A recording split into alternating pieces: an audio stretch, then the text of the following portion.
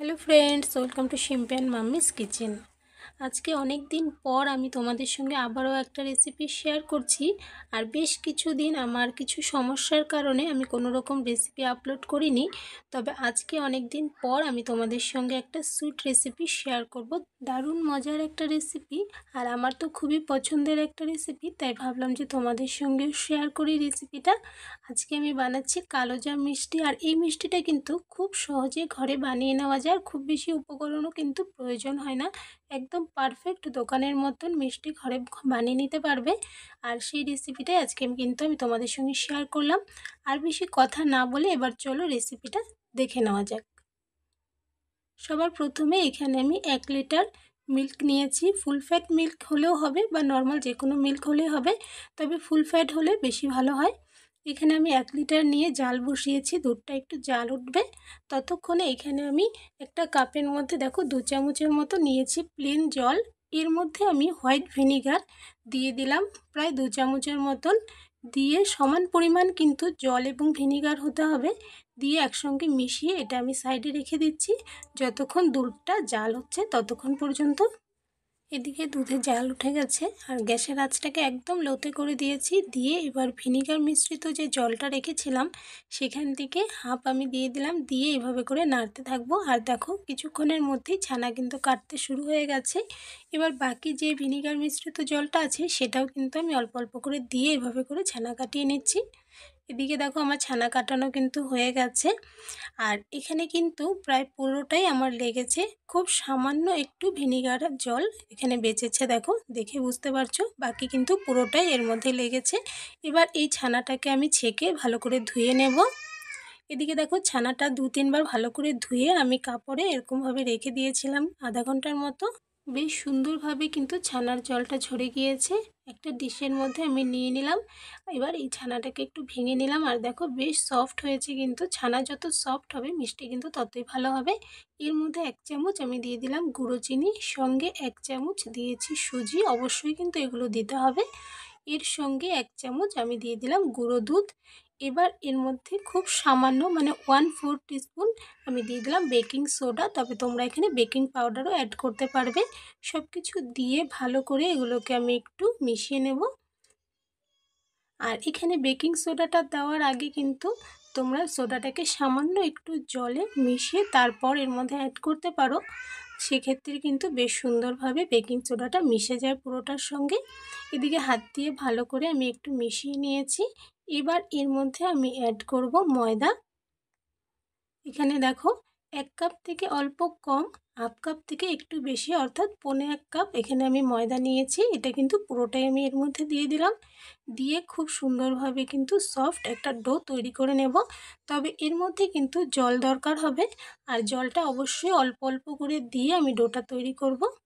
এখানে দেখো একসঙ্গে কিন্তু খুব বেশি জল দিয়ে দেওয়া যাবে না, সেক্ষেত্রে ডোটা বেশ নরম হয়ে যাবে, আর তাতে করে কিন্তু মিষ্টিগুলো ভালো হবে না। তাই এখানে খুব অল্প অল্প করে জল দিয়ে ডোটা তৈরি করে নিতে হবে। তাই এখানে আমি হাতে করে অল্প অল্প জল নিয়ে এর মধ্যে দিয়ে দিয়ে ডোটা তৈরি করে নিয়েছি। আর এখানে দেখো ডোটা কিন্তু এখন বেশ আঠালো হয়েছে এবং হাতে লেগে যাচ্ছে এবং ডিশটাতেও লেগে যাচ্ছে। এই সময় আমি এর মধ্যে হাফ টিস্পুনের মতন দিয়ে দিলাম ঘি। তোমরা চাইলে এখানে রিফাইন অয়েলও অ্যাড করতে পারবে। ঘি দিয়ে ভালো করে এটাকে আবারও মেখে নিচ্ছি। এতে করে মিষ্টির টেস্ট এবং ফ্লেভার দুটোই খুব ভালো হবে। এবং এর সঙ্গে এটা যখন আমি মেখে নিচ্ছি তখন কিন্তু এটা এখন আর থালার মধ্যে লেগে যাবে না এবং হাতেও লেগে যাবে না, বেশ সুন্দর সফট একটা ডো তৈরি হবে। এদিকে দেখো ডোটা কিন্তু আমার বানিয়ে নেওয়া হয়ে গেছে, আর বেশি এটাকে মেখে নেওয়ার দরকার নেই। এবার এটাকে ঢেকে রেখে দিচ্ছি। আর ততক্ষণে এদিকে আমি শিরা তৈরি করব। এখানে একটা কড়াইয়ের মধ্যে আমি 3 কাপ নিয়ে নিচ্ছি চিনি। 3 কাপ চিনির জন্য এখানে আমি 2 কাপ দিয়ে দিচ্ছি জল। আর এই শিরাটা কিন্তু খুব বেশি ঘন হবে না, পাতলা শিরা এখানে আমি তৈরি করে নেব। শিরা যদি খুব বেশি ঘন হয়ে যায় তাহলে কিন্তু মিষ্টির ভেতর ভালো করে যেতে পারবে না, তাই এখানে পাতলা শিরা তৈরি করব। এবার জাল করে চিনিটাকে আমি গলিয়ে নিচ্ছি। এদিকে দেখো চিনি গলে গিয়েছে, বেশ সুন্দর কিন্তু চিনিটা জলের সঙ্গে মিশে গিয়েছে। এর মধ্যে এবার আমি দিয়ে দিচ্ছি এলাচ। এখানে আমি 4টা এলাচকে ফাটিয়ে নিয়েছি। তোমাদের কাছে যদি এলাচ গুঁড়ো থাকে সেটাও দিতে পারবে, তবে ফ্লেভারটা তোমাদের পছন্দ মতো তোমরা যে কোনো ফ্লেভার এখানে অ্যাড করতে পারবে। এখানে আমি এলাচি দিয়েছি। এলাচ দেওয়ার পর আরও 1 থেকে 1.5 মিনিটের মতন আমি জাল করে নিয়েছি। শিরাটা কিন্তু আমার রেডি হয়ে গেছে। এটা কিন্তু কোনো রকম খুব বেশি আঠালো বা তারযুক্ত শিরা নয়, খুব সামান্য আঠা আঠা এখানে হয়েছে।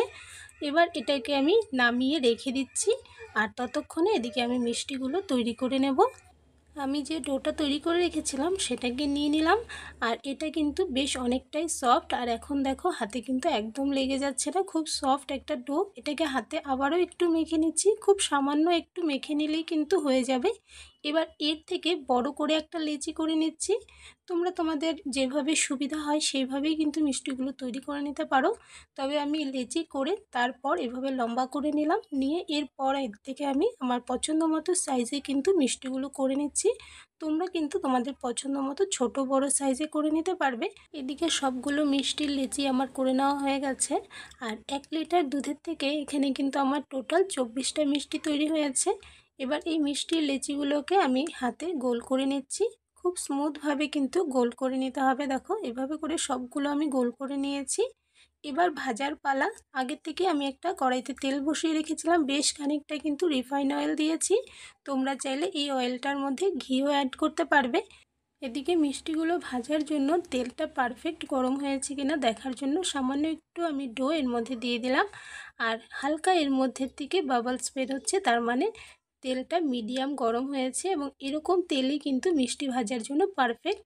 খুব বেশি গরম হয়ে গেলে মিষ্টিগুলো কিন্তু উপর থেকে পুড়ে যাবে এবং ভেতর থেকে নরম থেকে যাবে। তাই এরকম হালকা গরম তেলেই কিন্তু মিষ্টিগুলো ভেজে নিতে হবে। এর মধ্যে আমি বেশ কিছু মিষ্টি দিয়ে দিয়েছি, কয়েক সেকেন্ডের জন্য এভাবে করে ছেড়ে দিয়েছিলাম, আর তারপর একটা চামচ দিয়ে হালকাভাবে একটু নেড়ে দিলাম, যাতে করে চারপাশ থেকে সুন্দরভাবে কালার হতে পারে এবং সুন্দরভাবে সমানভাবে ভাজা হয়। আর এদিকে দেখো 1 মিনিটের মতন হয়েছে, আর মিষ্টিগুলো কিন্তু বেশ সুন্দর তেলের উপরের দিকে উঠে এসেছে। এই সময় তেলের আঁচটা আমি কিন্তু একটু বাড়িয়ে দিয়েছি, মিডিয়ামে করে দিয়েছি। এই মিডিয়াম আঁচে রেখে মিষ্টিগুলোকে কিন্তু আমি ভেজে নিচ্ছি। দেখো বেশ সুন্দর কিন্তু কালার হতে শুরু করেছে, আর এই চামচটা দিয়েই কিন্তু আমি অনবরত এটাকে নেড়ে যাচ্ছি। এদিকে মিষ্টিগুলো ভাজা প্রায় হয়ে গেছে, কালারটা দেখো সুন্দর হয়েছে। তোমরা হয়তো ভাবতে পারো যে মিষ্টিগুলো আমি কালো জাম বানাবো, তবে এরকম কালারের কেন উঠিয়েছি, মিষ্টিগুলো কিন্তু পরে আবারও ভাজা হবে, তাই এখানে আমি আগেই উঠিয়ে রাখলাম, যাতে করে সবগুলো মিষ্টিকে একসঙ্গে আবারও ভেজে নিতে পারি। দুটো ব্যাচে কিন্তু আমি মিষ্টিগুলো ভেজে নিলাম। তোমরা চাইলে একসঙ্গে ভেজে নিতে পারো, একেবারে একদম ডার্ক কালার করে ভেজে নিতে পারো, তবে আমি সবগুলো মিষ্টি ভেজে উঠিয়ে তেলটাকে আবারও বেশ গরম করে নিয়ে ওর মধ্যে সবগুলো মিষ্টিকে আবারও দিয়ে দিলাম, দিয়ে একটু ডার্ক কালার করে আমি কিন্তু ভেজে নিচ্ছি। তোমাদের কাছে যেটা সুবিধার মনে হয় তোমরা কিন্তু সেভাবেই করে নিতে পারবে। এদিকে মিষ্টিগুলো ভাজা আমার হয়ে গেছে, দেখো বেশ কালো কিন্তু হয়েছে কালারটা, তবে তোমরা চাইলে আরও একটু ডার্ক করে ভেজে নিতে পারো। তবে কালো জাম মিষ্টিও খুব বেশি কালো আমার কাছে ভালো লাগে না, তাই আমি একটু কম ভেজেছি। এদিকে এবার শিরাটা কিন্তু আগের থেকে রেডি করে রেখেছিলাম, তোমরা দেখেছো। এই শিরার মধ্যে কিন্তু আমি গরম গরম মিষ্টিগুলোকে দিয়ে দিলাম। আর মিষ্টিগুলো দিতে সময় অবশ্যই খেয়াল রাখবে শিরাটাও যেন গরম থাকে, আর যদি ঠান্ডা হয়ে যায় সেক্ষেত্রে শিরাটাকে কিন্তু একটু গরম করে নেবে। গরম শিরার মধ্যেই কিন্তু গরম গরম মিষ্টিগুলোকে দিয়ে দিতে হবে, দিয়ে ভালো করে নেড়ে চেড়ে এটাকে এবার আমি ঢাকা দিয়ে দেব, দিয়ে রেখে দেব। 5-6 ঘন্টা রেখে দিতে হবে, তবে আমি সারা রাত রেখে দিয়েছিলাম। এদিকে দেখো সারা রাত রাখার পর মিষ্টিগুলো কিন্তু বেশ সুন্দর শিরা ঢুকে গেছে, আর বেশ সুন্দর কিন্তু ফুলে উঠেছে। দেখে হয়তো বুঝতে পারছো শিরাটা কিন্তু অনেকটাই কমে এসেছে। এবার এর মধ্যে থেকে আমি মিষ্টি উঠিয়ে তোমাদের দেখাচ্ছি যে মিষ্টির ভেতরটাও কেমন হয়েছে। দেখো এখান থেকে দুটো মিষ্টি আমি নিয়ে নিলাম, আর এবার আমি কেটে তোমাদের ভেতরটা দেখাবো কেমন হয়েছে মিষ্টিগুলো। এবার একটা চাকু দিয়ে আমি কেটে ভেতরটা দেখাচ্ছি। দেখো ভেতরটাও কিন্তু খুব সুন্দর রস ঢুকেছে এবং খুব সুন্দর সফট হয়েছে, কিন্তু দেখে হয়তো বুঝতে পারছো তোমরা। এইভাবে করে খুব সহজে এই কালোজাম মিষ্টি কিন্তু ঘরে বানিয়ে নিতে পারবে। যে কোনো অকেশন বা যে কোনো অতিথি আসলে কিন্তু ঝটপট মিষ্টিটা ঘরে বানিয়ে নিতে পারবে। খুব সহজ রেসিপি, অবশ্যই ট্রাই করো, আশা করছি ভালো লাগবে। আর রেসিপি কেমন লাগলো কমেন্টসে জানিও, ভালো লাগলে লাইক করো, শেয়ার করো।